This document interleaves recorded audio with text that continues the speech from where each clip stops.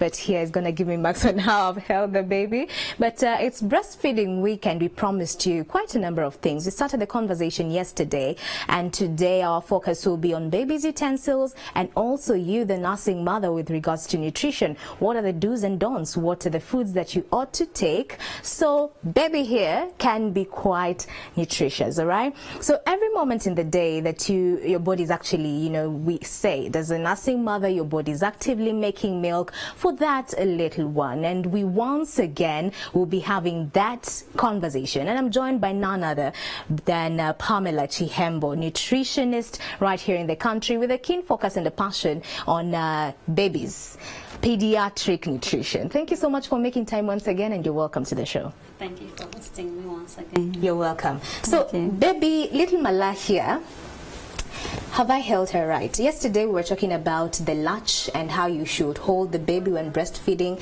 So have I held her right? Yes, you have held her right. The bum like this? Yes, we said the head should rest on your arm. Yes. Then the palm should hold the bum, the baby's bum. Then the baby's mouth should be should cover the areola. At least 3/4 of the areola. We said that the lower lip should be rolled outside and the upper lip upwards. Yes, and the chin should be touching the baby's breast, and make sure that the body is in line with your body. Her body should be facing you. Okay. Yes. And eye contact is key. Yes, of course. When breastfeeding. Yes, we call it active feeding. When you're feeding your child, you're supposed to be looking at her, stroke her hair, sing for her, then smile at her. You encourage her to breastfeed. Some actually, especially the newborns, when they are feeding, they raise the legs. They kick their legs. Yes. Okay. Yes. Massage her. Encourage her to breastfeed. Why is that key? Is it just about creating a strong bond between mother and baby, or there's something more? Yes. It is about creating a strong a strong bond between the mother and the baby. It also encourages her to breastfeed more. Okay. Yes. Actually, even feeding babies who have grown 6 months and above, you are supposed to be actively involved with her, sing for her, she feeds. Don't force her to feed. Yes. Play games. Yes. Okay. So I think we are done with that bit of, the breastfeeding part, the practical part of baby. Okay. Now we're going to go into nutrition first before we get into the utensils. And we have quite a number. Can baby sit here?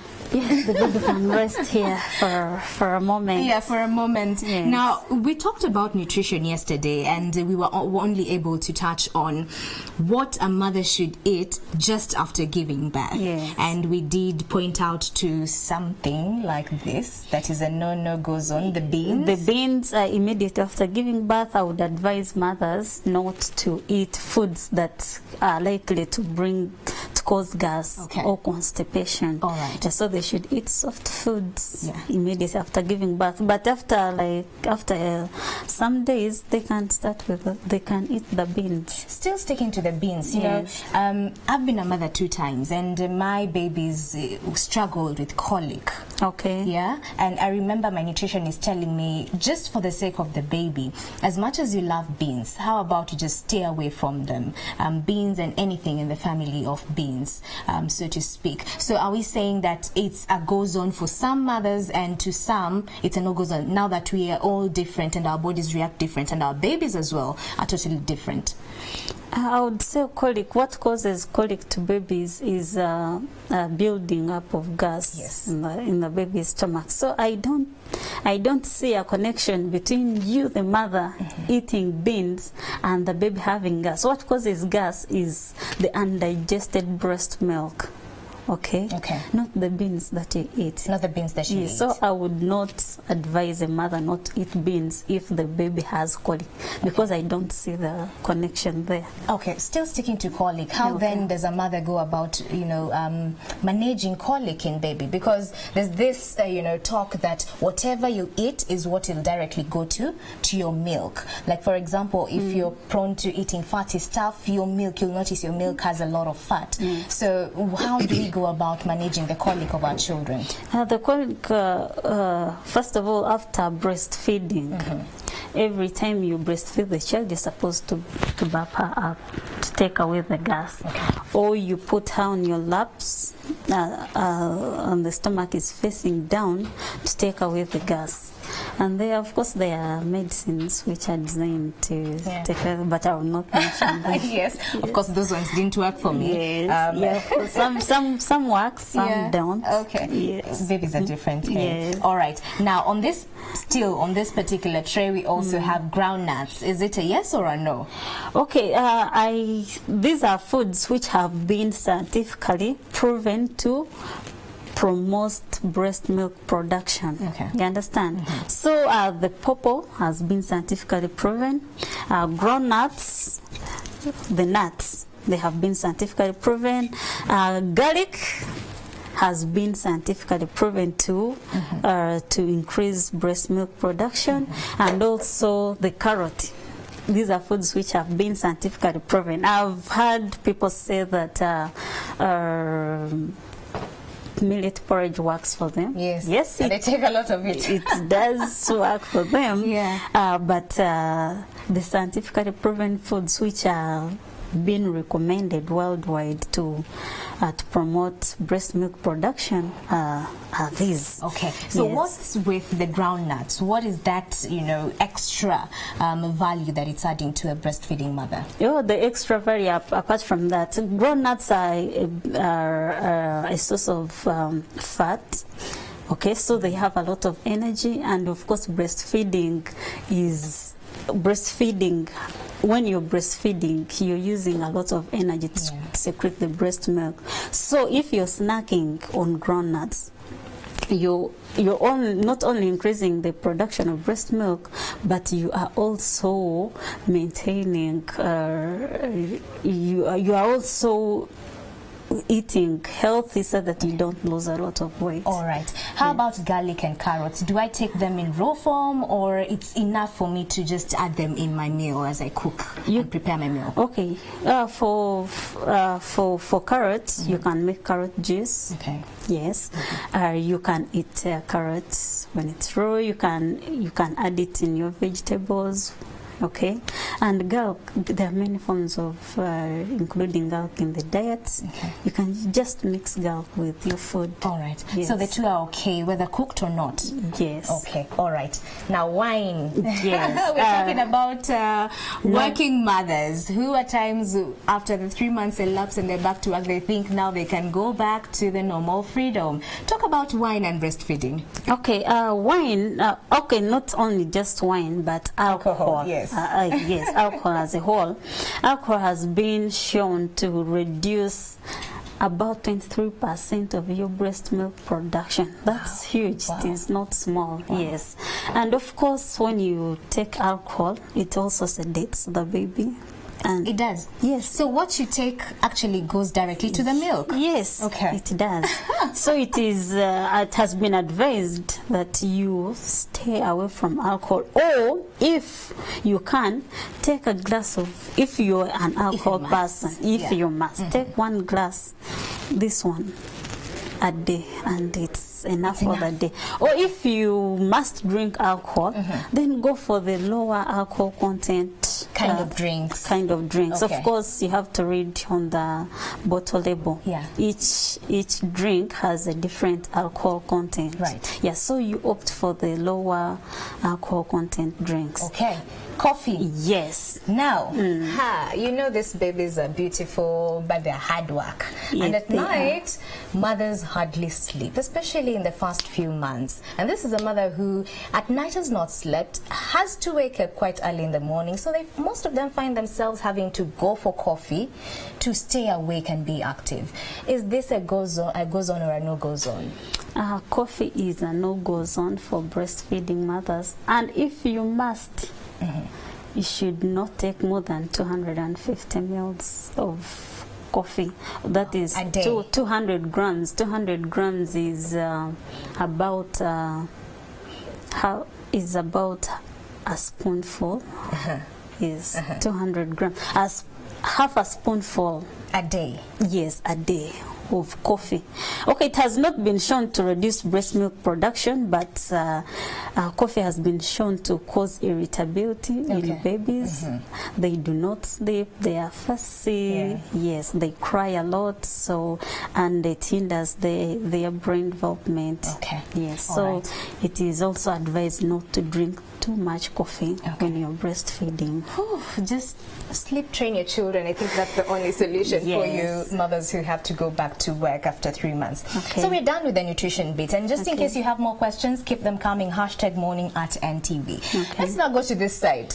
A critical side, especially now that a mother has to go back to work, but the person, you know, for us we always say that if you're a mother, you're very keen and careful. The first, you know, the second, the third month, you're the one doing things, you're hands-on. But when you have to go back to work, you have to just delegate, painfully delegate to the caregiver, because we always are very attached to our babies and everything that revolves around them. So when it comes to washing baby's utensils, where do we start and how do we do it best? Because, you know, if not done well, can cause baby to get infections and sick, so to speak. So teach us today. Okay, so what you need is, we said yesterday, boiling bottles and cups is a no-go zone. Okay, so what you need is boiled water. You understand? And you need soap for those who can afford liquid soap. I understand there are specialized soaps for washing baby bottles. If you can afford, then you can have it. If you cannot, you can have a separate soap for washing babies' dishes. Keep it separately from your usual soap that you use for washing the utensils in the house. So what you need is a basin with hot water, hot soapy water. And you're talking about if you can afford. If you can afford, soap is more preferable. Yes. Yeah. So you need like here we have 3 basins. Of water. So when you're washing, you just put your things in the water. You can use this, but this does not enter the bottle. So we prefer a brush. A bottle brush. But you can use, this is too hard. You need a soft one. To even scratch the bottles. To scratch the bottle. Alright, so something soft to clean the outer part. Or you can use this for cups. You understand? Yes, this is the liquid soap we are talking about. So liquid soap, soap. If you can't afford the liquid soap, then you use the ordinary soap. But rinse thoroughly. Yes, rinse thoroughly, and you keep it separate from the traditional soap that you use in your house. Yes, you can have a different bowl, a different scoring pad. For the baby's bottles. Is it important for me to have different washing basins as well? Yes. Okay, so everything for baby is just for baby, don't let it be a general household item. So let me ask you, so you've already put them inside the water. But many mothers say that because, you know, breast milk has a lot of fat, it's important to fast soak. Is it true? Yes, it's very true. So what you do, we always advise to wash the baby's bottle or cup immediately after use. Wow. That is very important. So them that are lazy and just so dirty baby utensils, it's a no-go zone. You can use that if you have forgotten to wash the bottle, or sometimes we forget these cups in the car.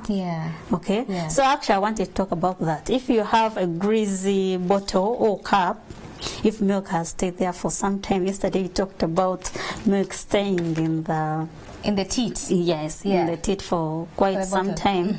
We encourage that you use vinegar to clean it. You mix an equal amount of vinegar with water, with hot water. Equal portions. Yes, equal portions. You soak for a few minutes, then you wash. You can use a brush, or you can use a scoring pad.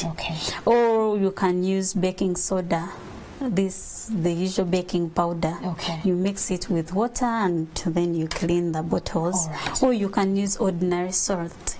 Ordinary salt? Yes, the home salt for so those who can't anything that afford. can fight grease? Yes, Okay. anything that can fight grease. Okay. So what you do is soak for a few minutes in your warm water. Is it in your warm or hot water? Okay. Yes. So and then clean. Why we recommend a brush is because the brush can reach these parts, Yeah. which we don't touch. Yeah. Okay. Yeah. Wash with your brush. Make sure that you. Are you seeing how she's like, you know, spinning the brush in? Spinning the brush in to reach every part. Yeah. Okay. Yeah. Okay. Leave some water inside. Okay. Okay. Spin the brush. Okay.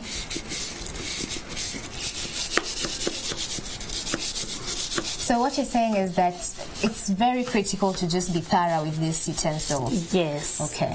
Okay. Then you can use a scoring pad to wash outside. The outer part. Yeah. Okay. I think I'll do the rinsing.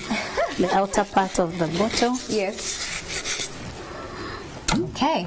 So when it comes to rinsing, should it be complicated or is just the normal rinsing? No, it's the normal rinsing. But you make sure that you wash your hands first. We didn't wash our hands.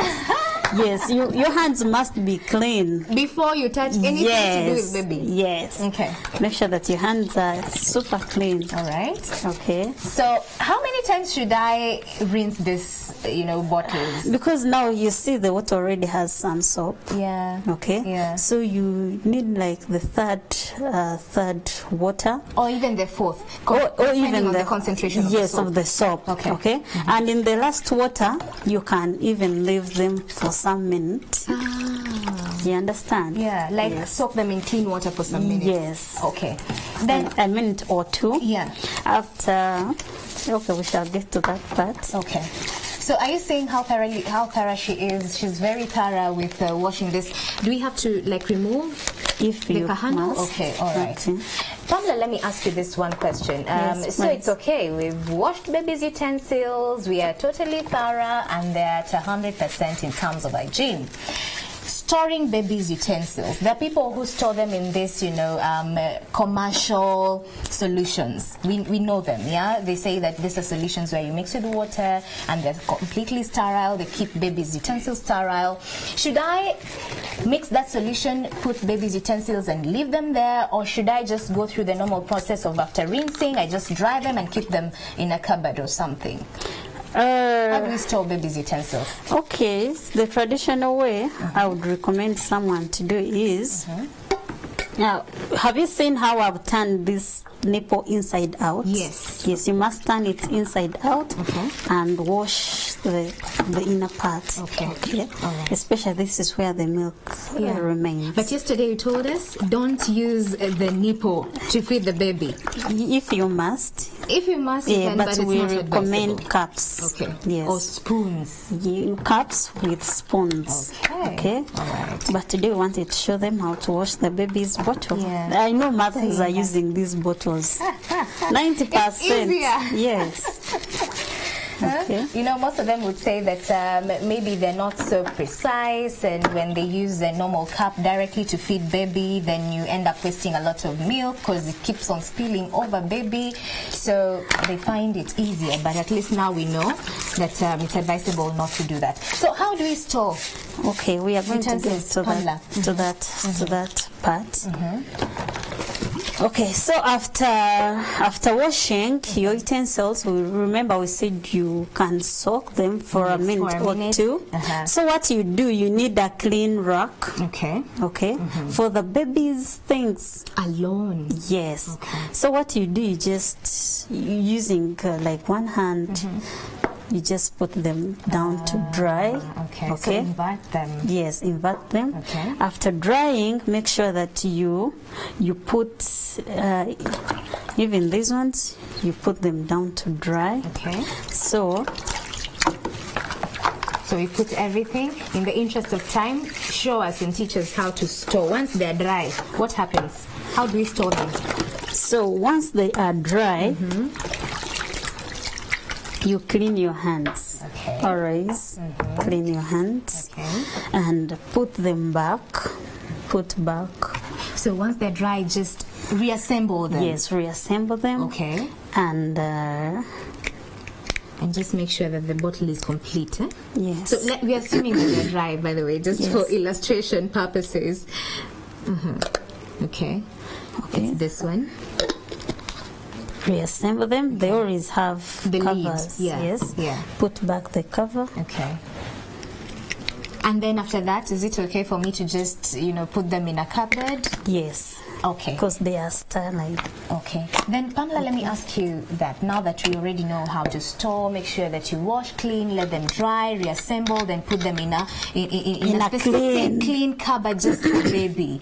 Then after that, for example, as mothers, we are very excited and we buy quite a lot of utensils. So you'll find that I just love using bottle A and I don't, use bottle B as much as often as I use bottle A. So when I find myself in a position whereby I have to use bottle B, one that is in the cupboard, I cleaned maybe 2 weeks ago and it's there and it's clean. If I want to use it, can I just directly pick it and use it, or I have to take it through the washing process again before I use it? 2 weeks after you have cleaned it.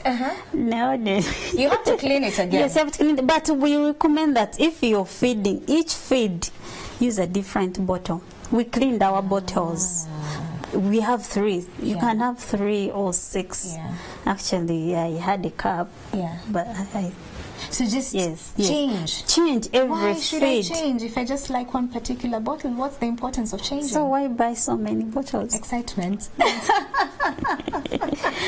so it's important to change. Yes, Give it's baby important variety. to change each time you feed the baby. Use a different bottle. Thank you so much, Pamela. Okay, and each time you use a bottle, clean it immediately. Clean it immediately. Yes. Okay. Now I want you to talk to the mothers before we wrap this up. Camera 1 is yours. Point out to nutrition, just a summary, and also baby's utensils. That's your camera. Take it away. Okay, we said that a breastfeeding mother should have at least 3 meals a day and 2 snacks, with frequent drinking at least 8 glasses of water a day. If you can afford porridge, it's fine. If you can afford juice, it is also fine. Then we said that you eat foods that are from 3 classes. You have to have a balanced diet. Make sure that on your plate there are energy-giving foods like like bananas, sweet potatoes, Irish, rice. Then you must have the protein on your plate, either the beans or ground nuts. Then you must have a fruit and vegetables. Okay. At one meal. At one meal. At one meal. One plate. In one plate. Balanced. Yes. Okay. You can have a snack. A snack can be a banana. It can be roasted ground nuts.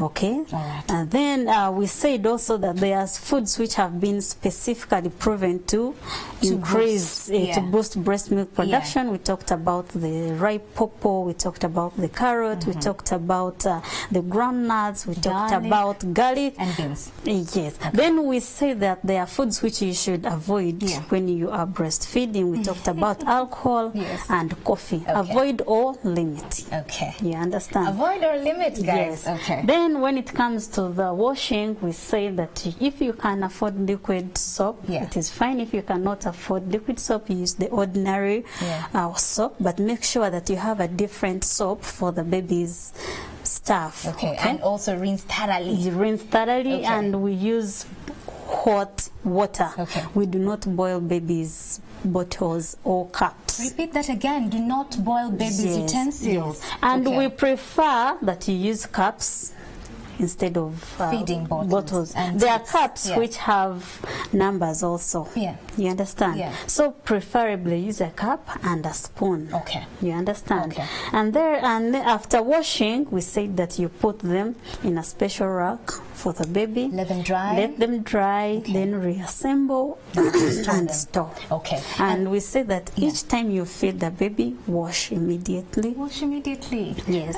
And if you forget to wash immediately, and then there is milk that is greasy on the bottle, soak in baking soda or salt or vinegar. Okay, thank you so much. White vinegar. Yes, white vinegar. Yes. Thank you so much for coming on board. I'm sure you're wondering why should we use a cup or a spoon to feed baby. She says there's that nipple confusion that happens. So when baby now gets used to this teat, they confuse this with your nipple. So you don't want that to happen. Some of them reject your girl, your booby, your nipple just because they're now used to this. So she advises use a cup or a spoon. Thank you so much, Pamela, for coming on board.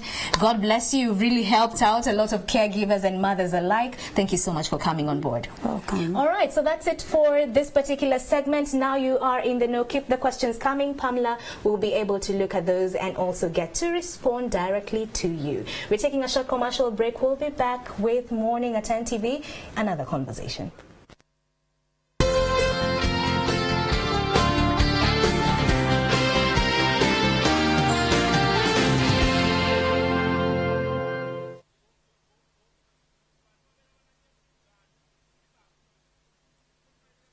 Ladies, Rising Woman is back with season 2. It's time to